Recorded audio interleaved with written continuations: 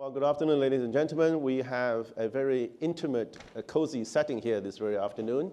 And on stage with me this afternoon, we have four very distinguished members of the industry representing both the consumer sector as well as the investing sector. So we are in for, I'm sure, a very wonderful time. Let me just very quickly tell you who they are so that we have a sense of their collective wisdom and credentials. Right next to me is Mr. Hiromichi Mizuno-san. He is the Executive Managing Director and CIO of the Government Pensions Investment Fund. As we all know, that's one of the largest funds in the world, as well as the co-chair of the Global Capital Markets Advisory Council of the Milken Institute. Next to him, we have Mr. Pierluigi Sigismondi, who is the President of Southeast Asia and Australasia, or one of the most endearing brands that we know, that is Unilever. Right next to Pierluigi, we have the very endearing Sophia Cheng. And Sophia is the Chief Investment Officer of Cathay Financial Holdings of Taiwan. And she is also the government affairs consultant to the government of Taiwan. And she will share with us her experience of that wonderful island that many of us go for holiday, but you will find out more about the island. It's much more than that, of course. And last but not least, we have Mr. Acho Agawa. And Acho is the President of Asia Pacific of Kimberly-Clark, and of course, I dare to say I use it every morning. With that, maybe I can just get the discussion going, because this is actually a very intimate setting. So what I'll do, I'll ask a bunch of questions, and then I'm happy to take questions from the floor. We might do that interactively, or I might do that at some stage of the next hour or so. So if I may get the discussion going, I will start first by asking the inevitable question on the minds of everybody here, that is triple bottom line. Right? So the very idea that businesses can create positive financial, environmental, and social impact all at once, that we all want that to be real, but is it really real? Can anyone tell us with concrete examples of your product services that your company has launched that has proved beyond shadow of a doubt that triple bottom line can be realized? Mizuno-san, you want to start first? Sure. Thank you very much for introduction, and it's my privilege to appear on the panel with these distinguished panelists. And you know, if you are any type of consumer, it's very difficult to live life without using their products. And if you are listed on the stock market, it's very difficult not to be owned by GPIF. So we are mutually dependent in different ways. We actually don't provide a service, but and I just became a CIO of GPIF about 2.5 years ago. And since then, I have very, very big agenda, which I spend most of my time over the last 2.5 years, is promote what's called ESG through our investment chain. ESG stands for environment, social, and governance factors into the investment decision-making process. The reason why we are urging that is, when I first encountered or somebody introduced me to the concept of ESG, I came to realize the values they are trying to approach by using ESG sounds so familiar to me. It's a long sustainable business model and also multi-stakeholder model. Because when I grew up, I was always told that Japanese business model stands upon long-term sustainability and also multi-stakeholder model. Actually, there's an ancient Japanese merchant said in their thesis that the merchant have to make vendor, customer, and the society, three of them happy at once. So that's probably, I never thought how I... That's a new triple bottom line. Yeah, exactly. That's the original Japanese way of describing triple bottom line. So when I started my campaign for the ESG integration, I thought these concepts shouldn't be new to Japanese businesses. So I encouraged them to actually become more outspoken about what they are doing. And at the beginning, there is some concern that the Japanese company that the GPI pushing those things too hard, and it makes Japanese business less competitive. But at the end of the day, I think now they are realizing, we recently introduced the 3 ESG indices with the Japanese equities. And in the promotion of that new indices, we attracted 1,000 people at the different locations which target investor and company leaders, business leaders and the general public. Because the triple bottom line has to be understood by investor and investee company and the general public who support their businesses. So because of that, I think we are getting a lot of traction in Japan about the ESG kind of movement. And we are now rolling out the approach through to our global equity portfolio. And obviously, these two companies are leaders in this field. So I really don't care whether we use it ESG, sustainable investment, or triple bottom line, but I just want to make sure that everybody thinks we are sharing the same value and that we are working toward a more long-term sustainable. Well, Ms. Ulu-san, maybe you can tell us a little bit more about this sustainability index that you just talked about, and what does it do, and what impact does it hope to achieve? We use the MSCI FTSE to create 3 ESG indices with the Japanese equities. And the reason for that is we came to realize that ESG is a very convenient way to convey the message from investor to the companies. Everybody don't like that short-termism, but it's very difficult to explain. When you say, I don't like short-termism, it doesn't mean much. But rather, we say we want the company to take ESG factors into their business planning. That's more concrete. So this ESG indices, we put about $10 billion behind those 3 indices. And this also, we demanded index vendor to disclose their methodology book so that the companies know what kind of ESG information investors are looking for. Because I think the challenge for the company who does sustainable business model to attract the investors' money is you really don't know how to communicate. And seeking for the best communication is a waste of energy, in my opinion. So I try to make that the communication friction as little as possible. That's one of the biggest reasons we chose to use the index. Thank you very much. Does anybody want to comment on the principles of triple bottom line and any examples that your company may have demonstrated? Yeah, sure. So I would say it will not be real. It will not be real if you take the traditional approach of corporate social responsibility, i.e. you have a big company or a medium-sized company, and then you decide to put a foundation in place, dedicate part of your profits to help those ones that can benefit from your good intentions, and is fundamentally a force of social good. It's hard to quantify a business return and a triple bottom line in that case. Nothing wrong about that, but absolutely not a business per se. What we in Unilever actually came up with, possibly by serendipity, was with the realization that we can be a much bigger company and grow twice the size of our business back in 2009, if we will at the same time be committed to the environment in not withdrawing more natural resources, as we were twice as big, and also increase our social impact, which created the logic of a business model where sustainability is core of how we do business. To give you examples, so in terms of creating bottom line, or let's start with the top line, we have brands which are meant to be purpose-led. So there are 6 million children that die every year for preventable diseases in the world. And we have a product that is called Lifebuoy, which was part of one of the products that our founding father came up with in the Victorian times in London, which could be sold as a product that is very effective, kills the germs, and you should use at home for the sake of good hygiene standards. We have gone beyond that and say we want to prevent children from dying every single year, and hence, with a hand-washing program, we reach rural areas, we reach schools, we provide educational programs per se, which are sort of bringing the sense of what this brand is about. And as such, for instance, in Indonesia alone, we have reached 112 million people by explaining what the good habits of hygiene are. And with that, the product and the brand comes alone. And you end up actually growing, as it is in this case, 17% above market rates in the last 5 years or so. When it is about cost and bottom line, you could say, how do you manage waste? Do you dispose waste to landfills, which is what we used to do until 2014. So we said, we have a social responsibility here, which is to avoid waste ending in landfills.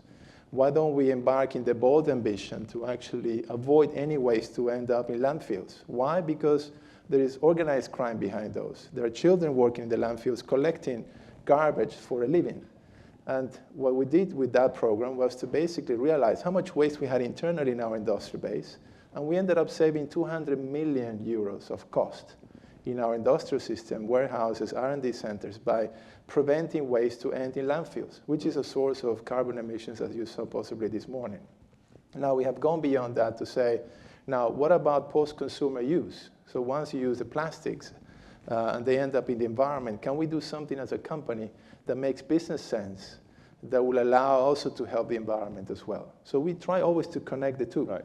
Can we have returns ourselves? So we're now piloting a technology in Indonesia again that it's able to recycle sachets and plastics.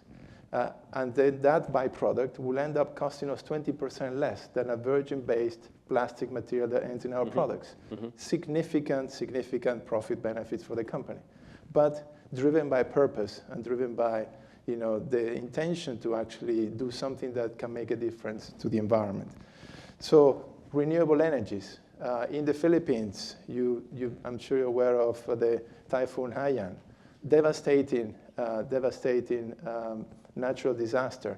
We have come up with an agreement with a very strong, big producer of renewable energy, geothermal sources of energy that will allow us to save 2 million euros per year by having green energy supplying all our facilities. So you end up reducing carbon emissions and at the same time reducing cost. So you can create more sales, more people attached to your brands, more profits, if you end up connecting your role to society, your role to the environment with the fact that you have to deliver a very healthy financial. Well, thank you, Pierre. I think those two wonderful examples of how social impact and environmental impact, when dealt correctly, having sustainability in the core value of the company, can bring about greater cost savings and increase in sales at the same time. And you mentioned brands, the concept of branding and brands several times in your conversation, and that probably is a good setting for me to ask the next question, which is of course on brands. Now, as we all know, successful companies will spare no effort to painstakingly build and protect their brands. So what is the evidence that strong corporate commitment to sustainability and responsible business practices actually enhance brand value? Now, we have two incredible brands on stage here, and just in case you think they are competitors, let me tell you they are not. They actually complement one another exceedingly well. Let me move the audience here to Achal, and please share with us your experience there. Yeah, so I'll just build upon what Pierre already said, which is that sustainability to Kimberly-Clark is something integral. We don't do it because of the business, we do it because we believe that it should be done. So it's as integral as perhaps integrity, as safety. Sustainability is just the way that we do business. And our philosophy, basically what is Kimberly-Clark standing for is that we lead in essentials for a better life. And put another way, sustainability is essential for a better life. So it's embedded in everything that we do. To answer the question directly in terms of brands, I'll give some examples. So in Korea, where we've got a very large business, we've planted 50 million trees in a program called Keep Korea Green. The awareness of this program is 90% in Korea, and though we are merely $1 million company there, billion-dollar company, there are much larger companies in Korea. We are the 4th most admired company in Korea, and Kleenex is the #1 brand in Korea. And so, not that we are directly linking it to this, but I think consumers look at what you're doing, they understand your story, and the brand gets linked automatically. We also attract talent because of that reason. The same is true in Australia, where we had a partnership with WWF in terms of the program was called Love Your Forests, and this was about the Indonesian rainforest and the orangutan. But again, while that was a program which we did intrinsically, because we thought that that's the right thing to do, we did some programs in store which linked that with our product, and again, we saw the benefit accrue to the product. So there's several examples. In Singapore, we're sitting in Singapore, so I'll give the example. When we had the haze, our retail partners asked companies to sign a document which talked about sustainability. We were one of the few companies who could sign it, and during that haze period, if you went to any of the shelves, Kleenex was the only tissue, and they called it haze-free products. And so there was a direct benefit for the business, not that we were seeking that benefit. We like competition. That makes us sharper, that makes us better. But there was a business benefit which accrued from it. So there's several examples here where we do the sustainability part intrinsically. We do programs. There's a whole lot of things that we do in terms of reducing our footprint. When we do our products, we have a policy of zero waste, etc. But we do it because we fundamentally believe that that's the right thing to do. And it does have a tremendously beneficial impact in terms of both how we do business and on our brands. Well, thank you. I think that's very inspiring. It is not just about doing it for the sake of doing it to meet requirements, doing it for compliance, doing it to please shareholders, doing it to please your consumers, but you do it because it's a core value of, of what Kimberly Clark stands for, and you do it because it makes you successful, therefore you do more of it. Yes. I think that's a wonderful a statement I think that all of us want to be able to aspire to. Does anybody else on this panel would like to comment on that branding? Yes, Sophia. We are all in the industry that we service general public. So the base case, my belief is I think corporate exists because the society needs a form of service. So if we take other people as like our family, we will do things we hope someone will treat us. So all the service is surrounded with care. And once we care, we will be thinking of all the stakeholders. Mm-hmm. And therefore, I often hear a sentence saying we should do good after doing well. But I think probably in our daily breath, every day you believe is you should be doing good while doing well. So it doesn't have to wait until one day we are so successful. And everything we're doing, we have little impact to the society. So if we treat other people the way we want to be treated, I think that's the foundation for anything that relates to consumer. Then we can grow together with them, and it's more mutual benefit for both. Well, thank you for that. That we must always treat everybody how we want other people to treat us, right? Yes. You were actually talking about pleasing consumers. I think that there is truth on that. Actually, I'll give you an example. So those brands, take Kisan in India, for instance. We started sourcing sustainably tomatoes in India instead of importing them from China. We told consumers on the labels, these are homegrown tomatoes that will actually make your product better. Most of the consumers actually blind tasting, they end up saying it's tasting even better, but it's just perception. That there is an organic ingredient and a locally sourced agricultural product that makes your brand even better. There is an emotional component there, but there is also a component of consumer awareness. I believe that at the core of every brand equity, there is trust. And more people are asking today, what are those managers behind these multinational companies? That's why the logos of Fairtrade, Rainforest Alliance are more and more seen on the packs of the stuff that you buy. And I think they do want to know how committed these companies are to do the greater good in a way that they can also attach themselves to the brand. There is a retail revolution happening today. Amazon just bought Whole Foods, the most iconic retailer in terms of organic, natural foods that you can imagine in the United States. They have gone from online to offline to actually offer even more of that kind of positioning in the market. And I think along those lines, based on reports that I can save telling you which one are those, 57% of consumers today, and even 88% in India, they're willing to buy or boycott a brand if they understand that there is a practice in that company that is not aimed at environmental and social good. And I think it's important to know that kids in schools are more and more being educated along the lines of what multinational companies are. Mm-hmm. I have a 14-year-old daughter here going to the American school, and she was brought in the class the case of Amnesty International blaming Unilever for actually sourcing palm oil out of one supplier that is doing child labor or accepting child labor. So she comes home and tells me, Dad, what is all this talk that you're doing in conferences when at the end your company is buying palm oil from child labor?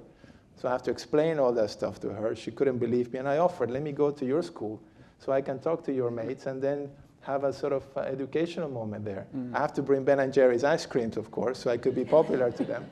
But these are kids today, 14-year-olds, which are now being told and being made aware that behind these big brands, you need to have a corporate, environmental, and social mission. And that's why brands like Ben & Jerry's, for instance, were born by Ben and Jerry with a very strong social mission. I mean, they didn't want to sell the business unless they could control what this brand is all about in the years to come. And there you go. It's growing double digit in Europe, in North America, even if the ice cream market is declining. They have been campaigning, we have been campaigning to protect the great coral reef in Australia against the government. Very controversial positions and activities that are happening there.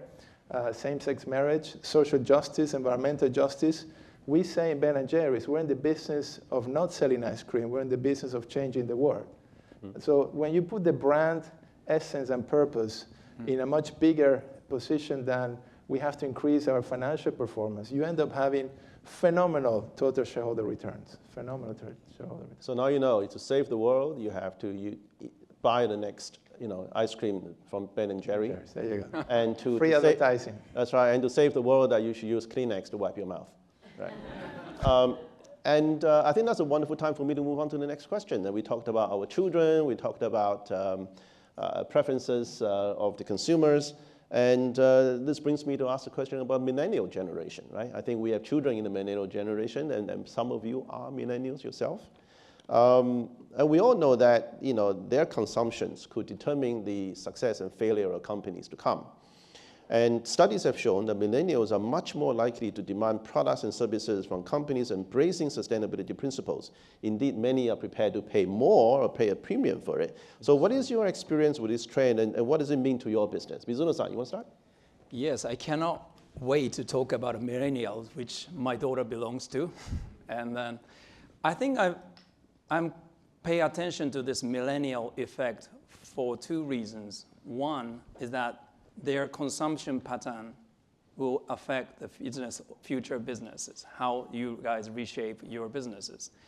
And it's becoming very, very clear that the Coca-Cola, I think, they are having a tough time. Because when I was young, when I saw the people are drinking a Coca-Cola on the TV, I said, wow, I want to drink it. Now they think, yuck, they are selling something unhealthy. We better ask whether or not any Coke people in the audience. Yeah. I can swap it out with Pepsi. There's any Coca-Cola guy here. But I was amazed when I first saw that reaction. Yeah. And the second, so how to address the customers, the need or customers' perspectives is definitely critical to the business sustainability. And the other aspect of the millennial being important or critical is that for the company or business to be sustainable, they need to continue to attract the talents. And I heard from a younger generation, they feel very embarrassed if their parents work for like a oil company or those things. I have no offense, but they just feel like the working for the company who create the social problem is a shame. So everybody, including a company in those type of business, now they have to promote their, the social responsibility aspect. So I'm an asset manager. I'm an asset owner. I'm very concerned that the, Harvard Business School now, not many graduates want to work for asset management industry. Because trying to beat the market, trying to beat somebody else to get the more money, they don't think it's fashionable. So I think for asset owner like us to continue to have a good return for our pensioners, we definitely need asset management industry to attract those talents, young talents, to support their business. And I'm very concerned that those guys, young people don't want to work for that industry. So asset management industry is also under pressure, how to recreate their brand. Not the quick money beating the others kind of thing. So I think millennials is affecting our business model from different angles, but nobody can avoid. That's millennial effect on their future strategic decision. Thank you. Sophia, you want to add to that? I'm sure that Kimberly-Clark and Unilever have no problem attracting the best young people. Yeah. I do find it's easier than 5 years ago when we recruit people. And you can see clearly the past 5 years, Cathay Financial Holdings' brand in Taiwan has improved, not just on overall accounting performance, but there are many awards we have earned from Best Corporate, Best Discipline, Best CSR, Best Wealth Management Bank, and Excellence Team. So we can actually get talents who we thought would go to foreign financial institutions, they actually join us. And I found it's very important for me, once in a while, communicate with my team member why they are doing their current job. For example, if you're an insurance company and you sell a whole life protection policy, the moment you underwrite the policy, you basically swear to someone that you will be alive for 100 years. Yeah. Right? So, so this is not asset, this is actually liability. And for someone who are being punished and trained by the equity market until they are so good, probably another 15 to 20 years as a golden time at the killer instinct in investments. And therefore, the 100-year commitment will require 5 to 6 generations of talents. So I will often tell my colleagues that if you don't want to be better than me, don't stay with me. And if you do not have the obligation that you want the next generation to be stronger than you, please don't stay in Cathay, because yesterday we just swear to someone we will be 100 years old, another 100 years. So I found that actually is helping the employee loyalty as well, and they feel we are working on the same value, that we are helping the society and general public. Because in Taiwan, 1 of 2 population is our customer. Right, thank you so much. Well, if I may just return now back to the social and environmental impact again. Now, unlike financial impact, as we know, with solid evaluation framework, methodology exist, they are tested, they're tried, they're empirically proven, social and environmental returns have yet to emerge in the mainstream from an empirical methodology point of view. How do we define and measure success for social and environmental impact the way that we have always done for financial returns? Anybody want to comment on that? Well, I can start with a complaint first. Please do. Yeah, you don't look like the complaint kind of person, those of you. Yeah. Besides my work, I also teach in National Taiwan University, and I have one of the courses. I actually, the students work like analysts, but they analyze society problem rather than investment industry. But I find it so odd that when we see this report on social return on investment, it could be such wide range. For the same project, if the SROI is $1 for $11 results, 1 versus 3, do you go for the 11 or go for the 3? And I think after most of the listed companies in the world care about ESG a lot, we should start thinking about how to standardize the framework, how to evaluate the result. Otherwise, to me, a lot of this ESG reporting has become a PR campaign, rather than doing it's hard, much harder to define who is doing from heart, who is doing for marketing. And so that's the complaint. I'll share how our group has progressed and how I see the benefit of that. We have our CSR committee in 2011, and the following year we start to publish CSR report in English. And while the process, we keep getting investors question on our ESG, the ESG survey, DJSI, all those questionnaire. And I keep wondering, if they keep evaluating my ESG, why a group with $280 billion asset, why we don't evaluate who we lend to and who we invest? And we start to get very interested into SRI. So in 2014, we transformed CSR committee into sustainability committee. We added SRI team. And in 2014, we were the first Taiwan bank who joined Equator Principle. So we just start to expand into Southeast Asia. It's very good that in day one, we decide what kind of money we don't want to earn. That's much easier than giving up something. And the following year, in 2015, we are very lucky we included into DJSI emerging market. And then last year, our subsidiary Cathay Life also start to self-compliance to PSI, the Principle for Sustainable Insurance. Very sad that Taiwan is not a UN member. We have tried to being blocked outside PSI and PRI, and I'm trying very hard. So this year and next year, I can start to promote Taiwan PRI. So we got Equator Principle, we got PSI, we got PRI. Then I think that will say itself whether a financial group is really working something on sustainability. And because we have 3 roles, we are a listed company, so I need to disclose. We have the largest life insurance company in Taiwan, so PSI. We also own one of the biggest asset manager in Taiwan. So every day we think about how do I communicate with my customer and shareholder on this sense of value. And today we already have announced a lot of policy and framework, not just on responsible investment, but also to the product underwriting, the claim, the expense, and all the framework. So that's already available. It's very nice. And just highlight back to the triple Bottom line. Yeah, triple bottom line is mostly on social environment. I can give you a few example. On social, Cathay Life is the biggest underwriter for micro insurance policy.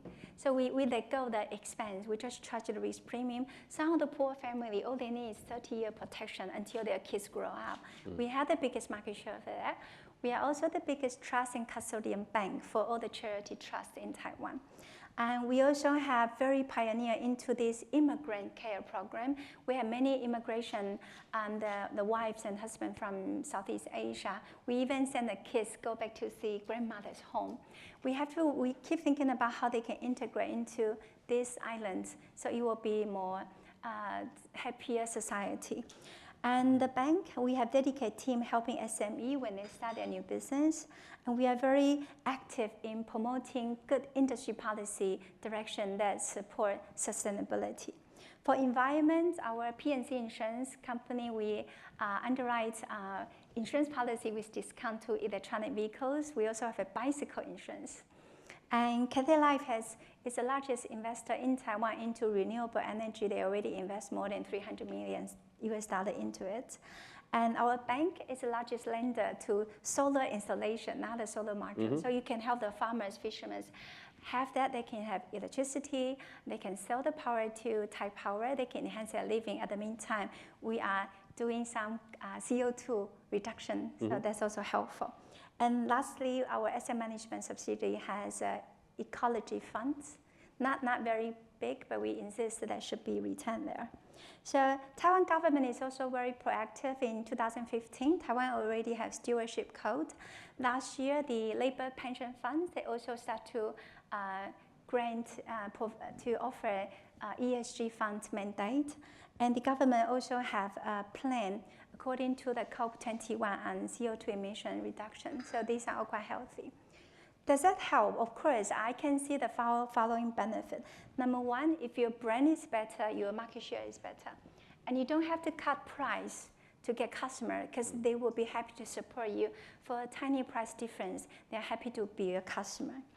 And second, you will help to prevent unnecessary risk in the future in long term. I don't try to think about good reason for ESG. If it's something that you should do, then you should do. Try not to think too much about that. But at least the bottom line can help to prevent future risk.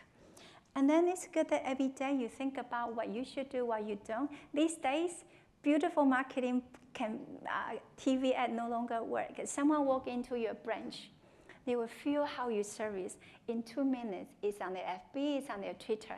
So if you don't do that as part of your daily brief, that you really believe you should service people from heart. Very easy. It's no longer able to hide than before. And lastly, it's not just the dollar, tangible asset. It's also intangible. When you see you are making impact to the community, to society, to people that you service them, it's very rewarding.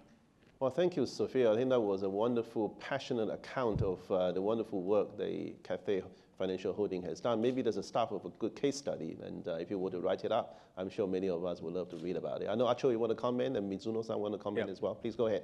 You know, I did say that sustainability is something which is embedded in everything that Kimberly-Clark does. And it translates into small initiatives and big initiatives. I'm, at the end of the day, responsible for the business in Asia Pacific. The way that it translates on a day-to-day basis is that in order to be competitive, you've got to be the lowest cost. You cannot win if your cost is higher than competition. And if you think about sustainability, you are cutting waste, and as you cut waste, you're reducing costs. So that's very, very fundamental. And every single day, you're doing little things which add up to a lot. But then you also do some big bang initiatives. And you know, I took permission from the company. I will announce it, which is, it is actually going to be announced by Kimberly-Clark tomorrow, which is that our US business has signed up with 2 wind farms. And we will be sourcing electricity, which will be from these wind farms, which will service 1/3 of our entire electricity consumption in the US. So that's what I would call a big bang initiative. So, you know, you do it every day. You do a big bang initiative. And then the third thing is that you put out goals. We put out goals for 2022, which are widely publicized, and we publish a scorecard. And frankly, when you look at those goals, you say, wow, we are not even sure we can achieve those goals. Those are very, very aspirational. but they are goals. So while they are aspirational, they are not just a vision. I noted down a couple of them. So for example, it is by 2022, improve the well-being of 25 million people who are in need. Or for our forest and fiber, reduce our natural footprint for these products by 50%. Or, another thing is that waste and recycling, we have a target of zero waste. In our factories, we are saying that by 2022, we shift that mindset into the marketplace, and the post-consumer waste also needs to be tackled. So we've got, and then we've got something on energy, we've got something on supply chain. I mean, very, very aspirational goals, but putting it out there and therefore becoming accountable. So it's not just simply an evolution of, let's do what we can, but it is doing that, but at the same time, committing ourselves to goals and then producing a scorecard every year to our shareholders and to the general public, and therefore holding ourselves accountable. So I think that's the way that we do it. Thank you very much. Mizuno-san. Thank you. When I started my campaign for ESG integration about 2 years ago, I actually tried to push one concept, which is asset owner like us, we just don't own Unilever only. We own whole system. So if the one company make extra, profit, but still, damage the environment, that cost has to be covered by either other private business or maybe public, the government. So we just need to make sure that the external negative externality of individual corporate activity should be minimized as a whole. So that's how we started. But at that time, the most common criticism came from the industry is that those ESG factors will lead us to better, the investor or more return from the companies. And my conclusion was, I was actually very encouraged now, because at the end of the day, if all the companies started thinking the way you just described, and consumers think in the same way, and that they are happy to pay more for those products produced by those companies who put those sustainability hat, and the investor then will make more money by investing into those companies. So this is a little bit chicken and egg, situation, and it's very important for everybody to work in the same direction. And also, there are two people who actually price business on a daily basis. One is consumer, a customer, and the second is investor, because we price your stock all the time. Yeah. So I think the consumer now started pricing these sustainability or environmental issue into how much they paid for the product. And I think the investor is behind the curve still, how to take those values into the pricing of the businesses. So I'm urging that all our asset managers, actually GPI puts in our guidance for our asset managers, all asset managers who get the mandate from GPI have to integrate somehow ESG factors into their investment decision.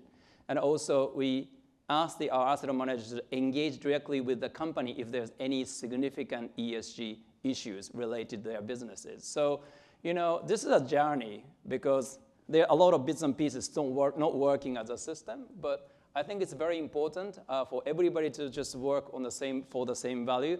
And I'm very encouraged hearing what you guys say, how you do from the business side, how the Cathay is approaching from investor and financier side. So, I think we are moving into the very good direction, and it will be workable as a system in a near future. Well, thank you, Ms. Mizuno-san. If I can just add sure. just a comment, right, which is that Hiromichi, you and Sophia made a point, which is that if you are green, then we should expect the consumer to pay a little more. I do not think that we should expect the consumer to pay a little more. I think we should be able to do this in a manner that we do not add to cost and actually reduce the cost. So I think that's the mindset we should take, and not expect consumer to pay more for this. I think if more companies think that way, I think we'll be in a better world, but as a consumer. But well, yeah, I agree. Yeah. Reality is that they don't pay more. Yeah. Whether we like it or not. Really? You always think about your pocket. You will want to have a choice. You think it's good because it's helping the environment. But if there is studies basically demonstrate, the crude reality is that they demonstrate that the majority of people want to be attached to a company that does well, but not at the expense of their own savings. Yep. So you need to be able to actually do that with an equation that is still margin accretive in your business. And when you do it, you generate savings, and you're much more profitable, even at the same price. That's probably the reality of consumer behavior.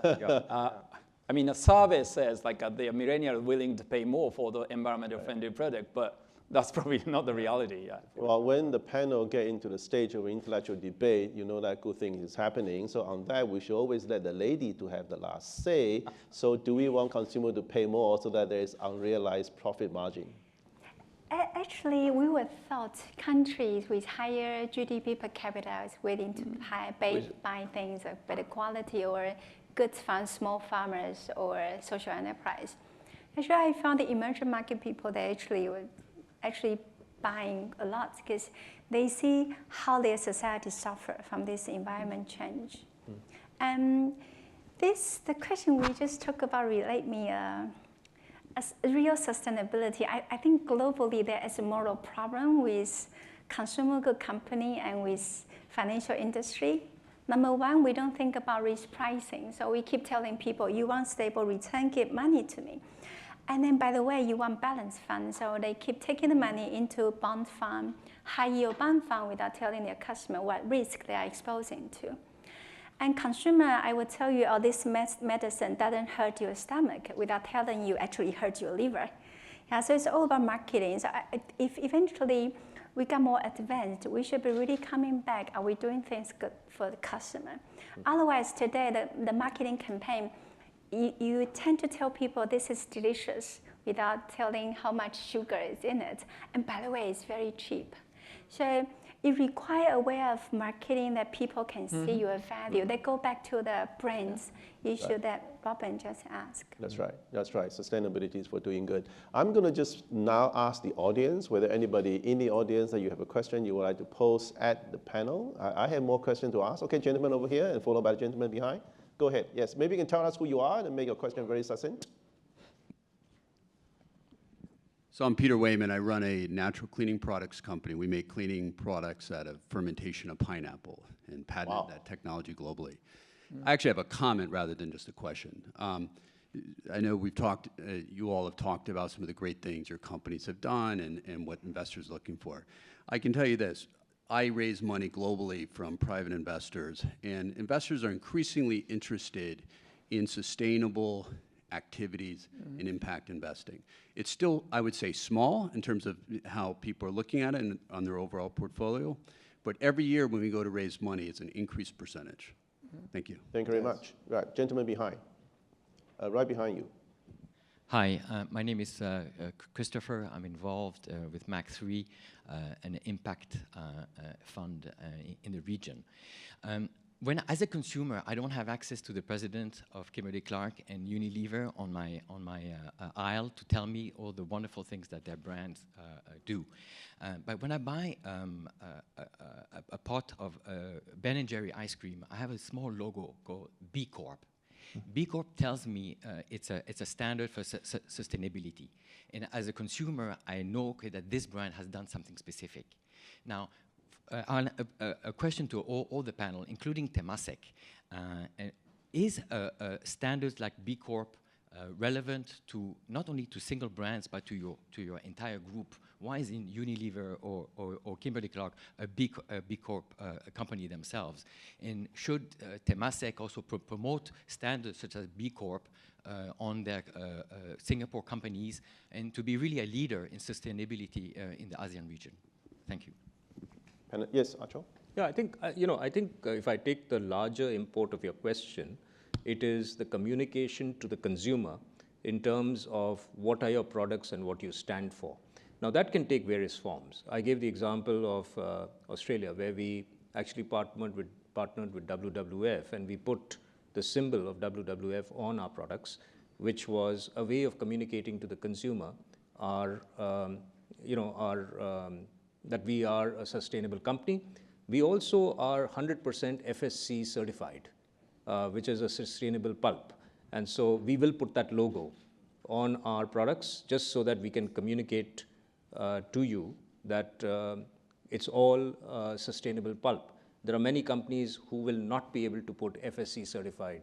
And I would I personally believe every one of you should, next time you're using tissue, look for the FSC logo, because that's not a Kimberly-Clark logo, that's an internationally certified Forest Stewardship Council logo, which tells you that this company is using 100% certified pulp, right? So, so absolutely, I totally buy that point, but you use the relevant logo, which is relevant to your product, and therefore you can communicate. But then you can also use other forms of communication, whether that's corporate advertising, whether that's other forms of communication, so that you can make your philosophy known to the consumer. But the point is valid. Right, Sophia? Yeah, I can at some point, because I've been also helping some social enterprise and B Corp in Taiwan to grow. And very often when these people, they start a good business with a good intention, they tend to start with their own problem or their friend's problem. And they will easily get a group of people who are in a similar situation. And later they hit bottleneck. They don't know how to grow. And social enterprise is an enterprise. It's not an NPO. So the B Corp is quite at a rising trend in the past few years in Asia. We have near 20 B Corp. I think it's more than 10 in Taiwan. Taiwan is very active in that. But when you look into why they are qualified for B Corp, sometimes the scores could be very skewed to very social or very environment. For example, one restaurant, they actually by hiring many families from the lower income or suburban area. And that's the only reason, because they got super high score in that. And this will also link into social enterprise. So to me, regardless it's called B Corp or social enterprise, they all start with a very good intention. And we are also seeing rising, there were a few impact funds and social enterprise venture capital funds in Taiwan. I closely work with them. My belief is that eventually if a corporate, this small corporate is making very good belief, but they need large corporate to believe and take action. So in reality, I think large corporate should be a model of social enterprise or should be a B Corp concept. Ideally, that's what we should do. So it's another definition is the step we move towards a common good for everyone that eventually I think B Corp should. That is the concept for B Corp. So just small corporate is not enough. We need more larger and larger company to participate. Luigi. Yeah, so I'll give you an answer you might not like, but Ben & Jerry's, to your example, is less than a €1 billion business. And it's a very concentrated and very easy to segregate from the rest of the company, and then with the B Corp standards, you can truly drive them. I sit in the Global Corporate Sustainability Board in Unilever. To do the same exercise for a €55 billion company would be a massive, bureaucratic, extensive bricks size of exercise, which for us was a reflection that we had in our board. And we realized that the effort as such to gain more brand corporate estimation or equity from public opinion was not worth the investment in terms of hours of people to actually get that certification in place. We're just too much of a complex multinational organization that is in 190 countries around the world. So that exercise alone, the impediment was the bureaucracy of the task per se. Now, having said that, as for Agile's comment, anything that we do is along the same principles and standards that this great organization preaches. And we will acquire companies like Seventh Generation, for instance, which is one of Peter's possible competitors that actually lives the same values and principles of a B Corp corporation. So it wasn't practical to actually get to that far for the sort of return. We'd rather invest all those hours and money to actually do practical sustainability activities per se. If I can add one sentence, I try not to get into all the myth of certificates. Because some very, very large corporate, they may not get into that certificate, but you look at the aggregate contribution they have bring, the benefits actually probably not less than the aggregate of many small corporations. Thank you very much. Yeah, I know there were gentlemen asked about Temasek. I'm happy to discuss with you off the stage because I think I ought to respect my role as the moderator today. Professor, you have a question, go ahead. Yeah, I see many hands, yes. Lady, you go first. Go ahead, we can hear you. We can hear you. I have a mic, but she have it. Okay, thank you. Right, right. Sorry, gentlemen, you must He's be letting raising your me hand. have I the didn't see mic, you. not Right. because I'm the professor. Okay. I'll tell you what, I'm going to ask maybe 3 or 4 questions Yeah, to be then you asked, and that'll collect be them done, right? Go together. ahead, yeah, please. Very good. I'm just looking at the title. It says, Chasing the Triple Bottom Line. The way I'm hearing it is the big companies are all represented here. And I agree with you, Sophia. Where are the smaller companies? How do we incentivize, or how do we get them to chase the triple bottom line? Why are we not using technology? We got it. How do we help the small companies? Gentleman over there who has raised your hand, can you please pass to the original gentleman with the silver respectable hair, gentleman? Yes. Well, I'm going to partially answer the question. I'm the private equity firm Brightstar Capital Partners. I was on the board of Good Energies, Inc., if you've ever heard of that. The largest investor in solar power in the world, held by a private family business, the Brenningmeyers of Switzerland. We practiced the triple bottom line starting in the early 2000s, and we did it. But we made money doing it. We didn't do it to lose money. I want to compliment the 2 gentlemen there with the big companies. I'm not a millennial, you can see by my gray hair. All the surveys in the United States say, no, I want to pay more for clean electricity. No one does, okay? No one does. You have to do this by making the cost equal or lower. Now, my view is, and I said this yesterday at your session, we look at companies from the point of view of how do you actually make money by doing good. And if you really attack the environment, you reduce resource use substantially, which lowers cost. You may not charge less for your product, but you don't charge more. And that's how we look at investments. And all little companies we're looking at, we aren't looking at big companies, we're looking at small companies. They all think that. They're all practicing it because they know they're saving money, and saving money means making more money, and you can sell to the consumer at a lower price. Mm-hmm. That's the future. It's not a higher price for people. And when you have a world of excess energy supply, which we do, and we will have for a long time, you cannot say, I'm going to charge more for this stuff. Right. So we look at impact investing as you've got to make money to have impact. If you don't make money, you have 0 impact because you're out of business. Thank you very much for your comment. Gentleman over there, can you please ask your questions, and then we move on to the gentleman over on my left. Yes. My name's Euler Burple, and I run Invested World, a venture fund focused on sub-Saharan Africa. I think that was a great point you made earlier, and there was actually a wonderful article in Bloomberg about the work that Unilever is doing globally.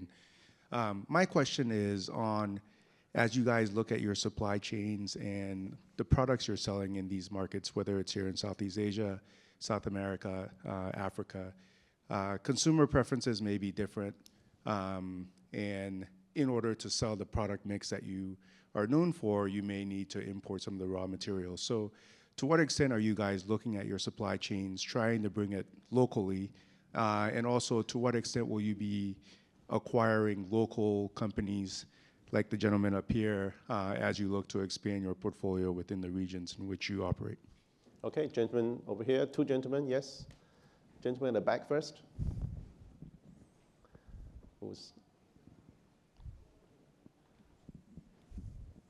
Thank you. Ben Way-Prosser from Global Counsel. We're a business that helps our clients enter new markets with a focus on trade and sustainability. I have a question which, Pierluigi, you probably won't want to answer, but I'll ask it to you anyway, and maybe some of your colleagues on the panel might want to answer. If we look back to the impact of the failed attempt by Kraft to acquire Unilever, it was interesting that in the sentiment and the commentary around that deal, there was significant focus on the extent to which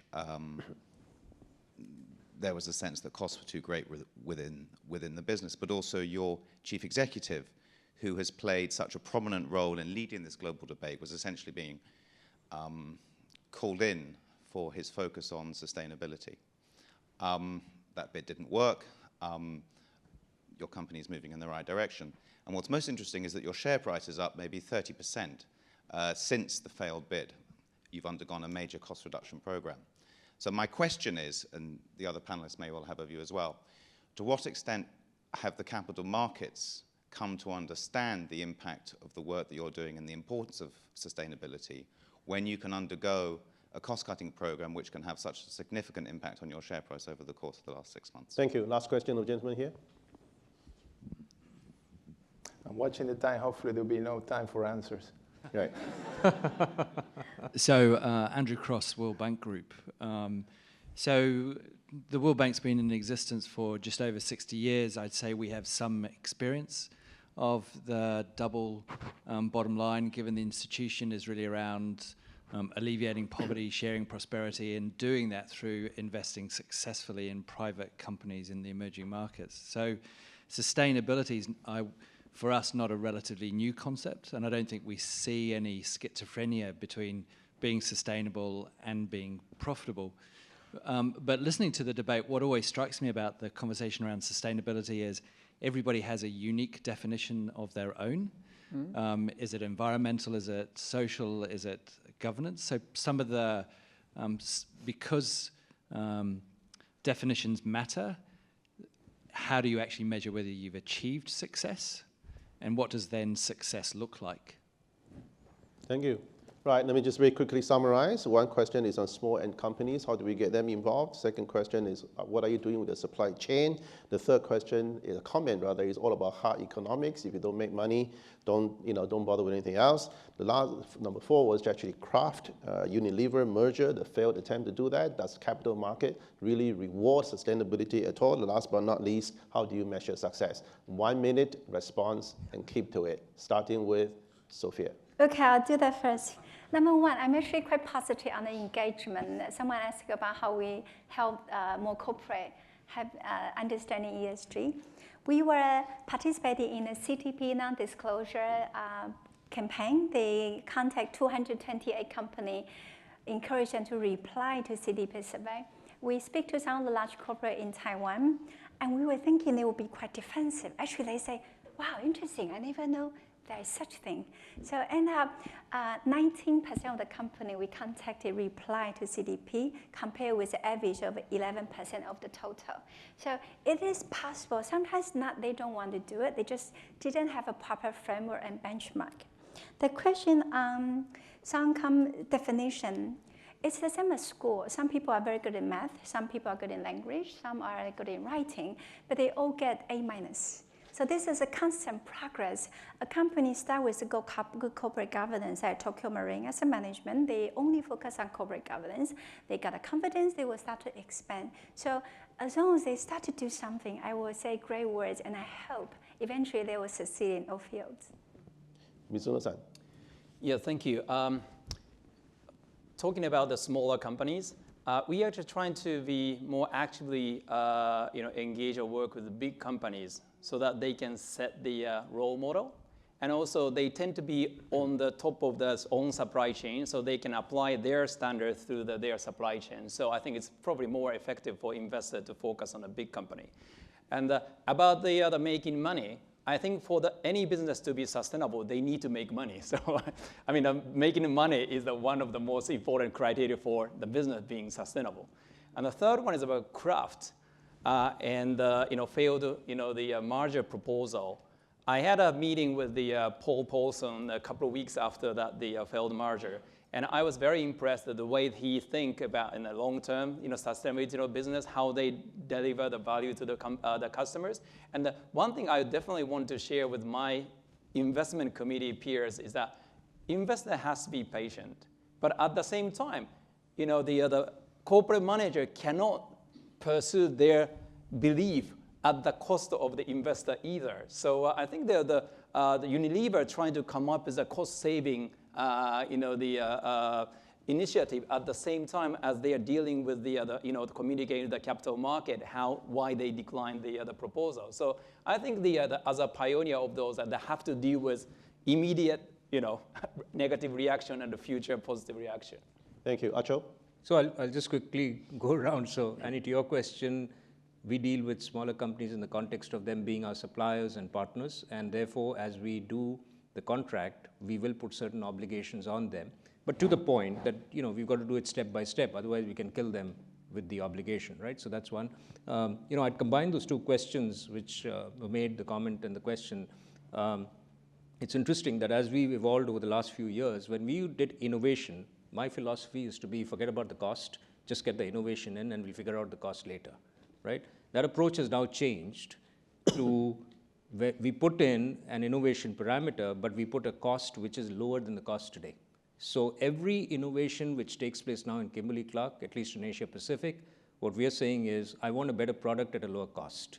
So that kind of plays to the point that we've got to make sure that we are the lowest cost producer, and therefore sustainability again is inherent. To the point in terms of how we do this across the world, so when we do an innovation, we have a policy of adapt and adopt. To your point, consumers are different. We've got to adapt and adopt in other countries. Therefore, you've got to qualify local suppliers. And therefore, you bring the same practices to bear in terms of the supply chain so that you are spreading the wealth across the world in terms of the best practices and sharing the best practices. So that goes across. And I won't comment on the Unilever thing. I think Pierre would be in a better place. But to the point that you made about sustainability, about goals, I think I made the point earlier, which is put it out there and stand committed to those goals, and therefore put out a scorecard every single year, and therefore show that you're making progress. And finally, Pierluigi. So we produce as much as possible locally, not only for the sake of greenhouse gases, but also for cost. If we were to enjoy a Ben & Jerry's ice cream here in Singapore with a local factory, it will end up costing us much more than what it is to import it from the US.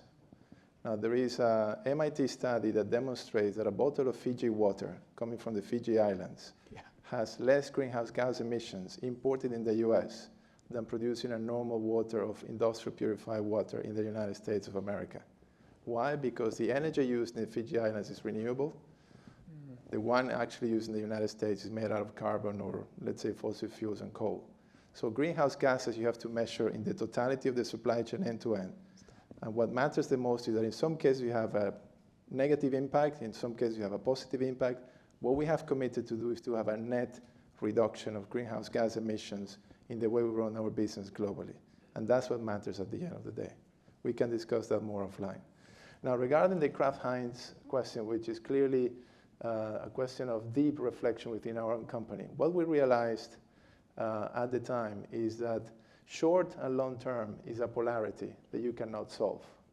It's like asking children if girls are better than boys or positive or negative magnetic fields are different from each other. You need both at the end of the day. It's a polarity that any multinational, any company, even if it is a small-sized company, needs to handle.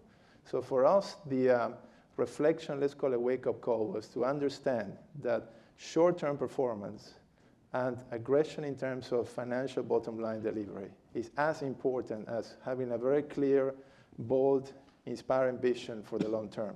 And driving the two is what actually takes leadership and management at the end of the day. We could have actually delivered these savings by 2022, 23, but the pressure to please the shareholders gave us the conviction that to save our company, we needed to accelerate many of the decisions that we were sort of diluting over a longer period of time, which we're now executing in the much shorter term. And equally so, we're also sensible about the cost cutting that in our model cannot just go beyond the muscles that the company needs to grow. So with all due respect, because it's a different business model, Kraft Heinz, ever since it has been established as a company, has not reported a positive quarter of volume growth. We are here to grow for the long term, to create value for the long term, but we cannot do that at the expense of not pleasing shareholders every quarter, every year, and every financial performance. So it's an and equation, and that's the kind of business we're in today. Well, thank you very much, Pierluigi. That's a great way to end the panel, and I think the wisdom is the corporate pressure is one of short-termism. Sustainability is one of a long-term journey. But to succeed, every company will have to navigate the complexity because it is a polarity that we cannot do without. Well, on that note, you've been a wonderful audience, so thank you very much. Thank you.